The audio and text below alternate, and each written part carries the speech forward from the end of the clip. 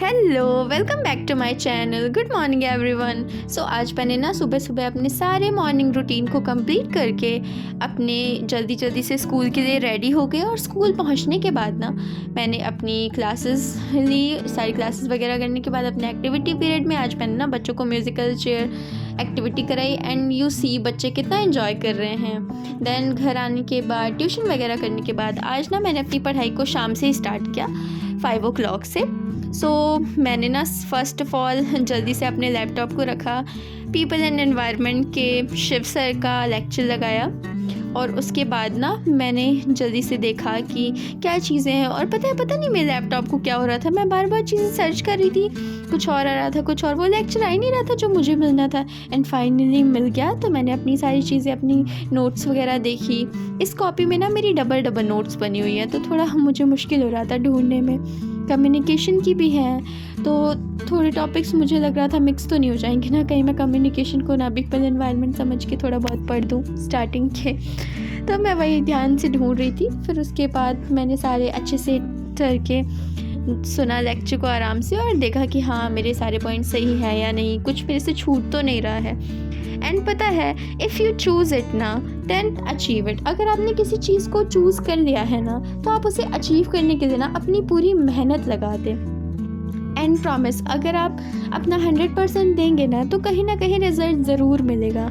ऐसा हमें डिमोटिवेट नहीं होना है कि नहीं यार हम कर तो रहे हैं, इतने लोग पढ़ तो रहे हैं, किसी का तो नहीं हो रहा है तो हमारा कैसे हो जाएगा। But you always think positive.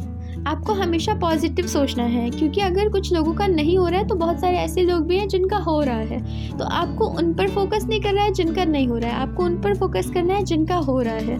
And हमेशा अपनी गलतियों से ना डिमोटिवेट ना होकर अपनी गलतियों से सीखना है कि हम गलती कहाँ पे कर रहे हैं। और जब आप अपनी गलती खुद से देखने लग जाएंगे ना, देन प्रॉमिस आपका बहुत जल्दी आपके अंदर सुधार आने लग जाएगा। एंड आपको अपने में खुद ना इम्प्रूवमेंट दिखने लग जाएगा। जैसे मैं करती हूँ, पता है, जब मैं लेक्चर देखती हूँ ना, तो मुझे हर दिन लगता है कि यार इसमें कुछ नया ऐड ऑन कर सकते हैं। हाँ ये तो शायद मैंने सुना ही नहीं था, अच्छा ये वर्ड पे बोले थे। ऐसा बहुत कुछ होगा आपके साथ। आप जितनी बार लेक्चर देखोगे, आप जितनी बार बुक पढ़ोगे, आप जितनी बार अपनी नोट्स को रिवाइज करोगे, आपको कुछ ना कुछ नया ज़रूर मिलेगा। और आप हर चीज़ से कुछ ना कुछ ज़रूर सीखोगे। इस वजह से ना कभी भी ये मत सोचो, जैसे मेरे ना सारे सिलेबस कंप्लीट हो गया है, मतलब पेपर 2 का भी ऑलमोस्ट कंप्लीट ही हो गया है। सिर्फ एक्स्ट्रा थिंकर्स और जो भी एक्स्ट्रा चीज़ें हैं ना जो कि आती हैं, बस वो मेरी बाकी हैं। बाकी 1 to 10 यूनिट तो मेरा कंप्लीट ही हो चुका है। बट मैं बार बार उस चीज़ को रिवाइज़ करती हूँ। अब तो मैंने बुक से भी पढ़ना स्टार्ट कर दिया है। वाई? बिकॉज जब हम बार बार चीज़ों को रिवाइज़ करेंगे ना, तो हमें समझ में आएगा कि क्या चीज़ें हमें और ऐड ऑन करनी है अपनी प्रिपरेशन जर्नी में। क्योंकि एग्ज़ाम ऐसा है ना जिसमें आपको अपनी सब्जेक्ट की डेप्थ में नॉलेज होना चाहिए। अगर आपको डेप्थ नॉलेज नहीं है ना, then you didn't clear the exam.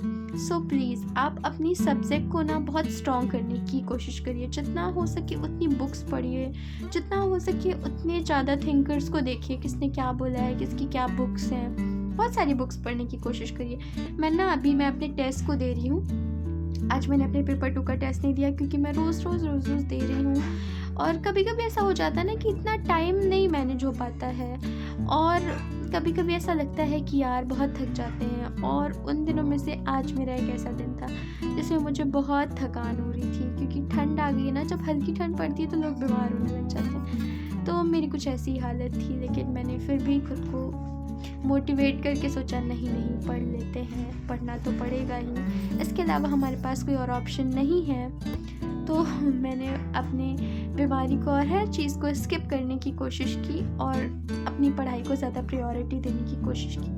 क्योंकि आप अपनी माइंड को जिस तरह चलाओगे ना, वो उसी तरह चलेगा। अगर आप बोलोगे कि यार बीमार है, तो वो सच में आपकी बॉडी को बीमार कर देगा। सो प्लीज़ आप उसे इग्नोर करने की कोशिश करिए एंड स्टे हेल्दी। प्लीज़ गर्म पानी पीजिए, थोड़ी एक्सरसाइज कीजिए, अपने आप को हाइड्रेट रखिए, अपने आप को मोटिवेट रखिए, अपने आप को हेल्दी रखिए। क्योंकि जब आप हेल्दी रहोगे, आपका माइंड हेल्दी रहेगा तभी आप सही से पढ़ पाओगे।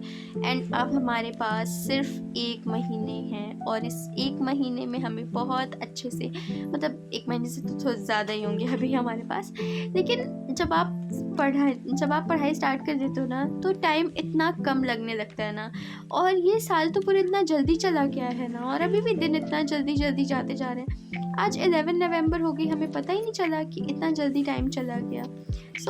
अगर आपको वीडियो पसंद आया हो, please do like share and subscribe. मिलते हैं नेक्स्ट वीडियो में। Till then bye bye.